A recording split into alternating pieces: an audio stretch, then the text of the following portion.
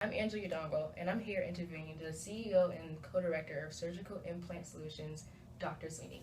Thank you for joining me today. Nice to be here. So do you mind just starting out by telling us a little bit about your professional background? No, I'm glad to. I was practiced vascular as a vascular surgeon for many years, and long after I finished my training, I decided to learn a little more about business and went back to school and went through an MBA program. Subsequently, I started. I developed an interest in business development and entrepreneurship, and about basically strategic planning and starting new ventures to meet what I thought were unmet needs. Okay. And you said you went back to school, so that must have been really hard. What was the biggest obstacle through that, your journey of becoming? Time, because when I went to business school, I was in practice and was practicing full time as a surgeon, and had a family, and so there was a lot of time constraints. That was the hardest part by far. Okay. So how much money, time, and planning would you say went into developing this business? The initial planning was probably some period of about 3 to 6 months. Um, the that process included a lot of basic market research, analysis of the specific market niche that we were going to target, development of a business plan, and an offering memorandum.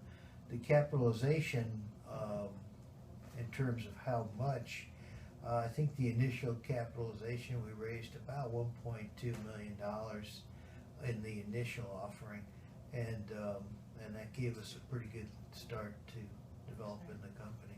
Okay. And so in the company, take us through a day of your work day. What are your day-to-day activities? With that business, our day-to-day activities primarily involved negotiations and dealing with 3 different groups of people. There were orthopedic surgeons or cardiologists on one hand. Those were the physicians that were implanting the devices that we were contracting for. Your customers. There were hospital systems who were actually paying for the devices, for the implants, and then there were the manufacturers who were obviously producing and distributing and selling the products. So our typical day generally involved some type of negotiations and discussions among those 3 groups. Okay. Part of the day also was involved contacting new groups of orthopedic surgeons in different communities as we grew the business. So with that contacting, what would you say your market strategy was? Market strategy was to develop purchasing power for specific surgical implantable devices based on getting collaboration from groups of physicians who were making the product selection decisions. Isn't that kind of a strange niche? But it's a complex process for surgeons to determine what type of devices they're going to use in their surgical procedures. Okay. And how was the best way that you communicated to your customers, with the surgeons? You said you talked to them daily. Did you use social media? Did you use any type of technology?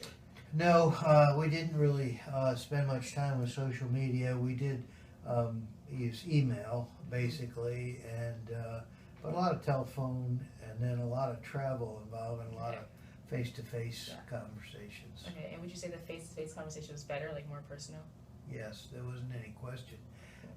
Again, this was a venture that was based on a new concept, a business concept that hadn't been done before, and so it really took a fair amount of active discussion and interaction with the surgeons and the cardiologists to really get the message out, to get the understanding of the procedure, the process, the benefits of the company, and then also to get their commitment and their buy-in to the project itself. Okay. And what are the different positions that were in the company, and how would you briefly explain how you hired your employees? Well, the primary position was sort of operations director. This was a person that I'd known from the medical product industry who had a lot of familiarity with making the initial contacts with physicians and sort of getting through the walls that people put up to protect doctors' time and things. He also is very comfortable talking with and describing the business process to the doctors. Other employees mainly were contracted employees in various parts of the Southeast and the Southwest, and those folks would have other relationships with people that could benefit from our business, and then they would put us in touch with them. So, and then I had a couple of administrative assistant type. We had an accountant that was on board, a bookkeeper, accountant, and a general administrative receptionist, office work type person. Okay, interesting. Okay, so throughout your whole business, your career as an entrepreneur, what would you say the biggest mistake you made? And if you can go back and change anything about it, what would you change? Well, it'd be a two-headed change, really. It would be, I would personally pay a lot more attention to day-to-day cash flow. Okay. And number two is I would pick a partner / primary employee who had a little bit more honesty and integrity. Oh, I see where this is going. Yeah, you can see where this is going. So I guess the lesson in that is that you know, if you're going to have a business, if you're going to start and run and manage your own business, you really have to pay attention to the specific details and be very cautious about how much responsibility you delegate, particularly early in the process.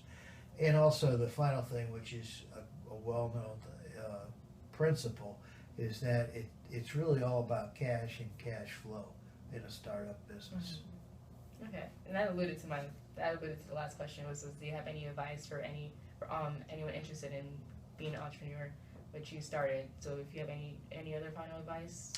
Final advice, well, the best advice is to understand the business and the market and the niche that you're trying to appeal to. And I think the best opportunities come when a business concept can be created, developed, that meets an unmet need. To me, that's the key to being successful. Okay, thank you. Well, thank you for joining us today, Dr. Sweeney. I really appreciate your time. It's a pleasure.